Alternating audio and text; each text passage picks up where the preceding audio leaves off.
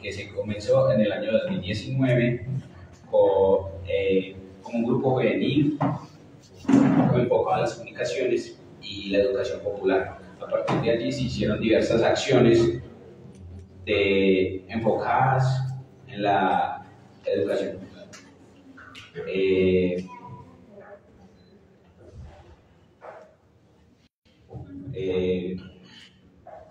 Bueno, para ese 2024 lo queremos reactivar. Bueno, lo reactivamos las siguientes personas. Yo, mucho gusto, Juan Felipe. Mucho gusto, Diego. Mucho gusto, Jerry. Mucho gusto, Maite. Mucho gusto, María Fernanda.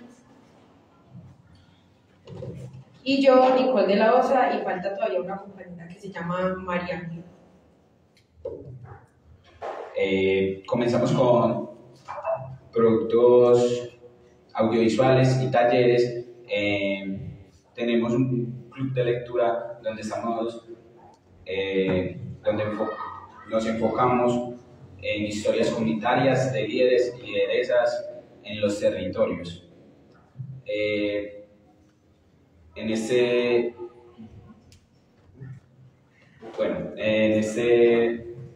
espacio vamos a hablar de, como lo dice el título, de si la juventud puede construir paz a través de la educación.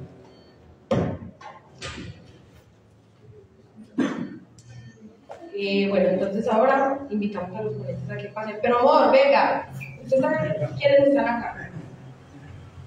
No, claro que no, por eso invitamos a los ponentes a que pasen y a que se presenten. Claro, ya pasen.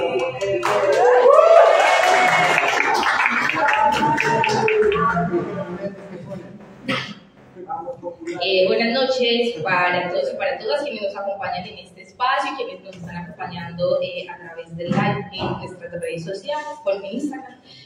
Yo soy Vanessa Serpa, o bueno, me llamo Vanessa, y hago parte de la corporación Convivamos desde el programa de niñez y juventud, y pues también participo en procesos sociales juveniles.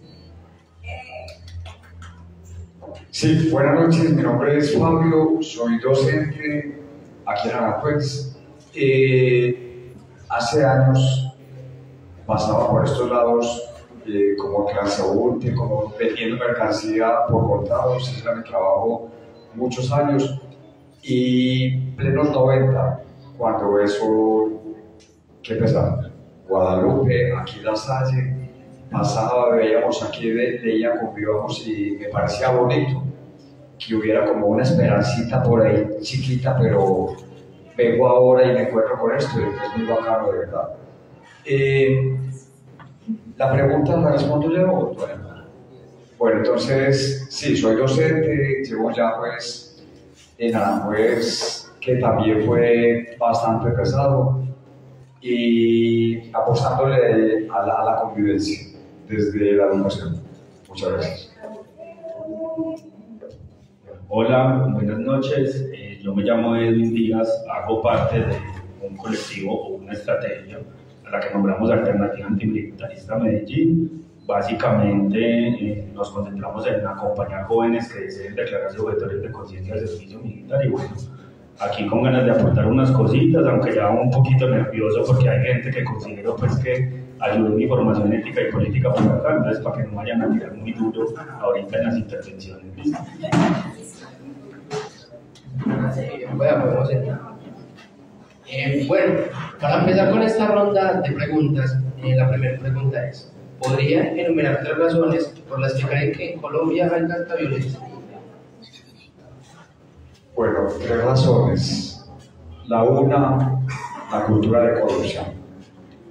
Tengo 52 años y desde muy jovencito ha sido el cuento de la corrupción. O sea que eso es una cultura. De pronto quien se sube a la política para sacar su tajada y no sé, vemos pues que es difícil, vemos ahora en la actualidad con este cuento de los carrotanques de La Guajira y tantas cosas. Una razón.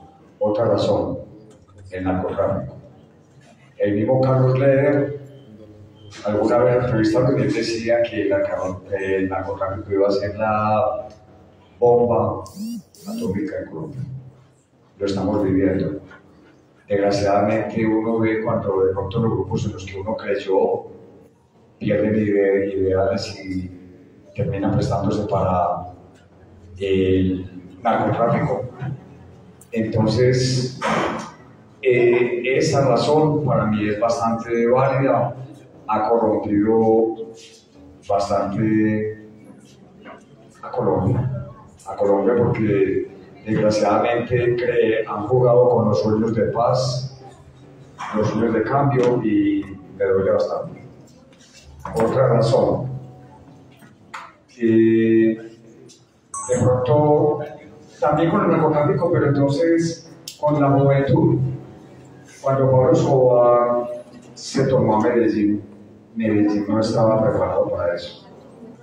Y de repente la juventud, ser joven en esa época era un delito, era un pecado. Yo vine a Medellín, tenía 20 años, joven, perseguido, señalado, estigmatizado.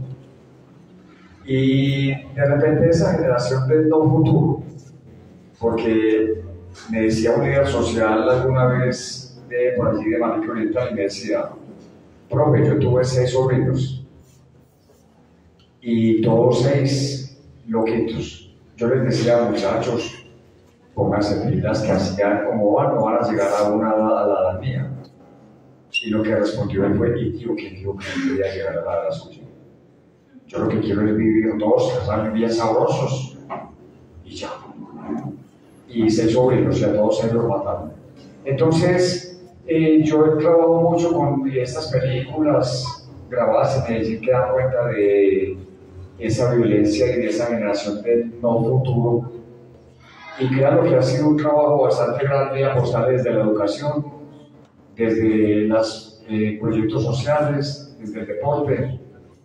Y otra razón, pues, ahí vamos con cuántas razones me preguntan.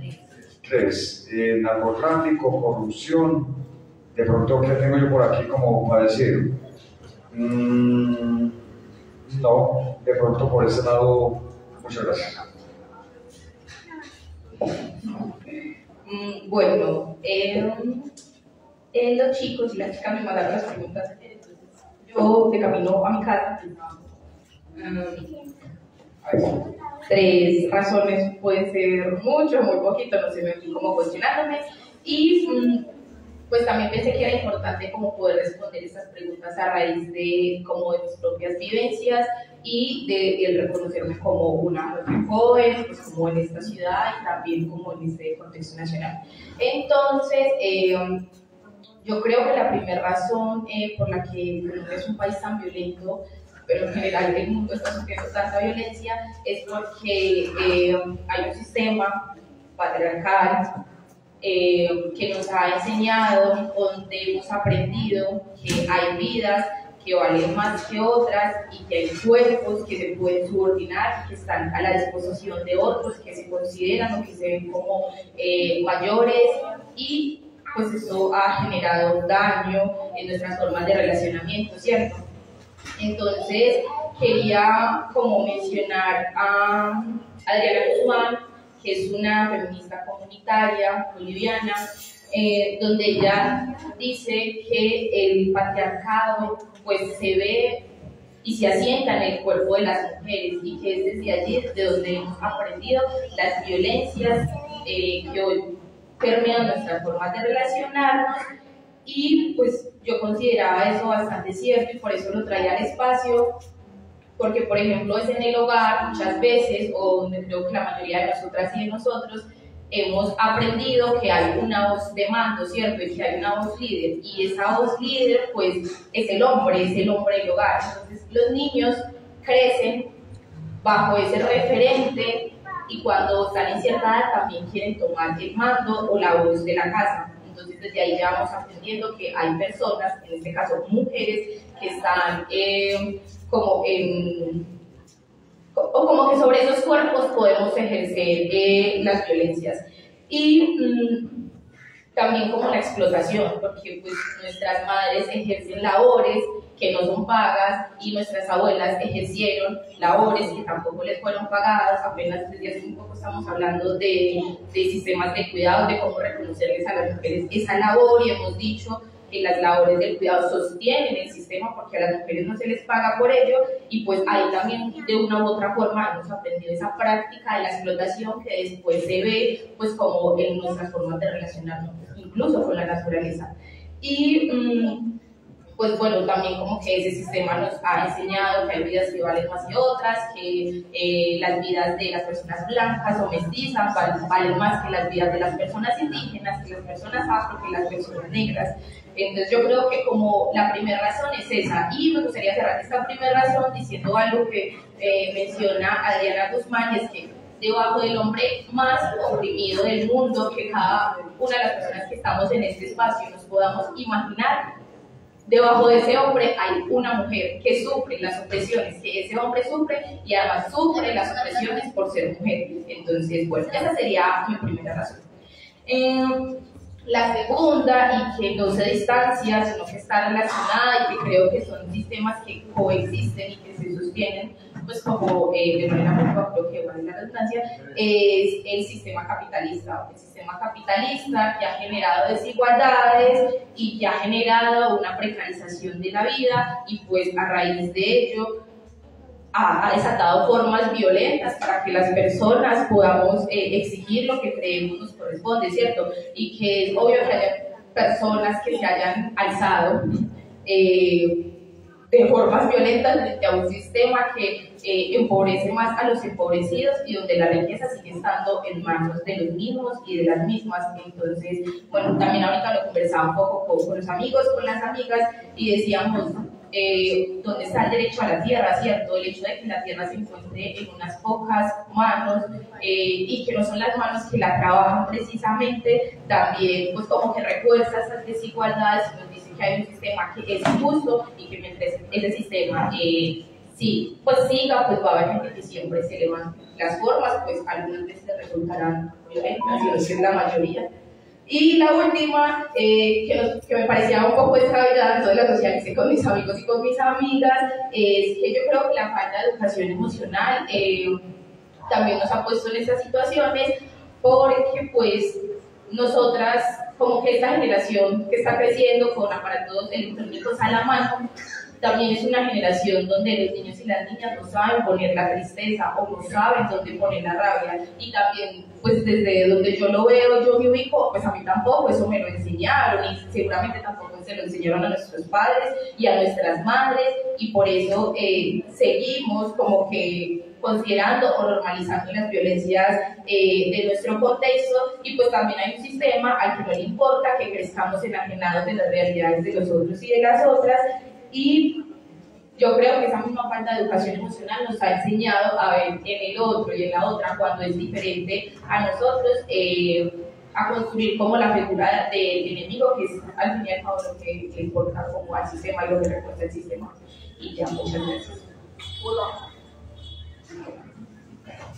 Bueno, con relación entonces a la pregunta de cuáles serían esas tres razones, una primera que yo encuentro fundamental es que cuando uno repasa toda la historia de Colombia, uno entiende que en esa época, la famosa guerra de independencia, ya habían dos visiones, una encarnada en Simón Bolívar, otra encarnada en Francisco de Paula Hernández, y ya entendíamos que a pesar de que se libraba una batalla que se argumentaba en que había un poder que venía de otro continente, y que nos sometía a un montón de situaciones, ya lo que se venía para estas guerras eran también otras visiones del país que finalmente estaban sustentadas en la guerra.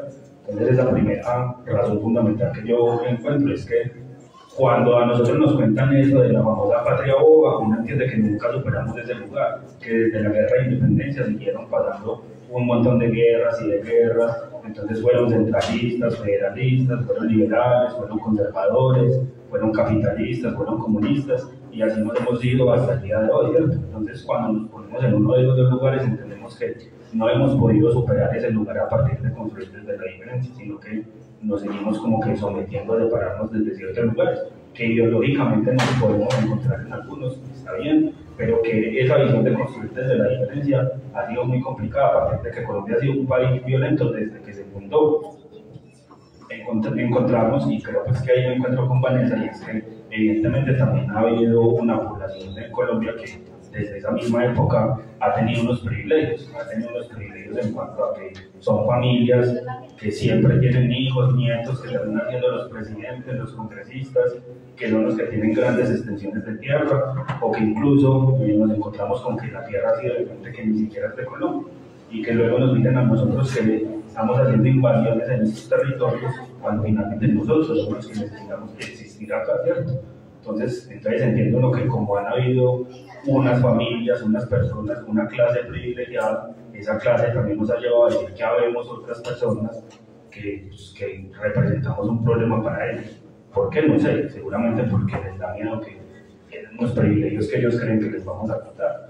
Y habrá que mirar si nosotros les queremos quitar unos privilegios o si lo que finalmente nosotros queremos es existir tranquilamente en una tierra que pues, creemos que la hemos ayudado a construir. Y finalmente la última razón que pongo es que yo creo que Colombia también, a partir de las guerras de independencia, pues siempre como que poco el asterisco ahí, ha construido una visión muy militarista, muy patriarcal y muy castrense. O sea, puede que hoy en día parezca, o al menos para nosotros que somos más cercanos a esas otras visiones del país, puede que parezca que esa figura del militar ha perdido fuerza, pero cuando uno sale a otros territorios, especialmente en Medellín, uno entiende que el militar sigue siendo una persona que representa mucho a la sociedad colombiana, que se sigue poniendo en un pedestal y que su palabra sigue siendo muy importante para construir esas otras visiones del país.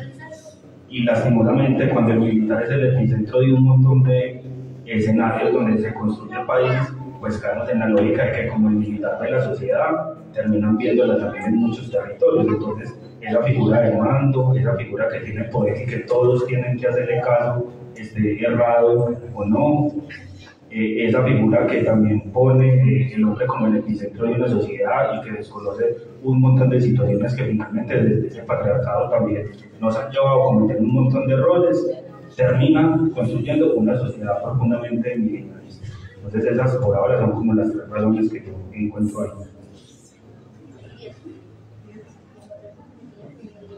Bueno, otra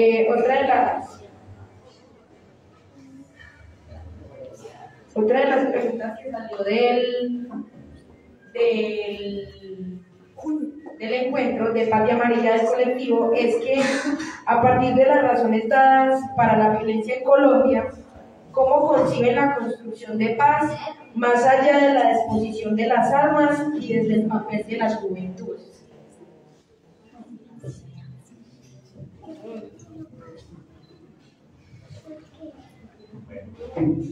Pregunta muy complicada. La pregunta oficial sería no sé, ¿cierto? Pero tratando uno como de comprender cómo se hace eso, uno dice que lo primero, y pues desde la visión que nosotros tenemos como antimilitaristas, es construir espacios de antimilitarismo, como así, ¿cierto? Una de las razones en las que nosotros, por ejemplo, ponemos la diferenciación entre un objetor de conciencia y un antimilitarista es que si bien yo puedo objetar a yo participar de un conflicto armado, a veces bajo otros escenarios yo termino avalando que pasen esas situaciones, cosas que como antimilitarista tajantemente rechazamos, ¿cierto? Porque no es solo el asunto de portar un arma, sino que también es el asunto de cómo desde los lugares del poder se reproducen otro tipo de violencias que no siempre tienen que ser físicas, pero pues que se remiten a otro tipo de situaciones. Entonces, cuando uno dice que hay que construir espacios desmilitarizados, uno se refiere a eso, a que no es solo la figura que representa el arma, sino que también es cómo nos relacionamos nosotros con el otro, ¿cierto? Cuando yo al otro amenazo con darle un golpe, cuando yo le digo un montón de palabras violentas, y que incluso me diga que en Medellín es mucho más notorio y es mucho más naturalizado, como nos tratamos, ¿cierto? A veces como que nos tiramos muy duro, por así decirlo. Y finalmente, uno diría que hay que tener una apuesta por el diálogo constante, ¿cierto? Uno, y y retomando como el primer punto, uno ve que acá, por ejemplo, uno que maneja moto, o sea, cualquiera se le medio atravesó y ya uno le está mirando feo, ya uno le está gritando un montón de cosas, luego yo que tengo moto, y tengo que decir que a veces he mirado feo al otro también, ¿cierto? Pero que uno entiende que desde esos pequeños escenarios uno se va llenando de rabia, uno se va llenando de un montón de emociones que después no sabe tramitar y que finalmente lo llevan a que reproduzca ese montón de violencias. Y si uno no sigue proponiendo en la palabra y desde la palabra se tramiten ese montón de conflictos que van a existir, pues va a ser muy complicado o hablar de tener esos otros escenarios, ¿cierto? Entonces, aunque la respuesta oficial es no sé, yo creo que con esas dos situaciones uno podría empezar a pensarse como qué hacer para que esta sociedad sea menos violenta. Me recojo por dos. Bueno, yo estaba pensando como, bueno, varias cosas. Primero, pues yo considero fundamental, por ejemplo, que los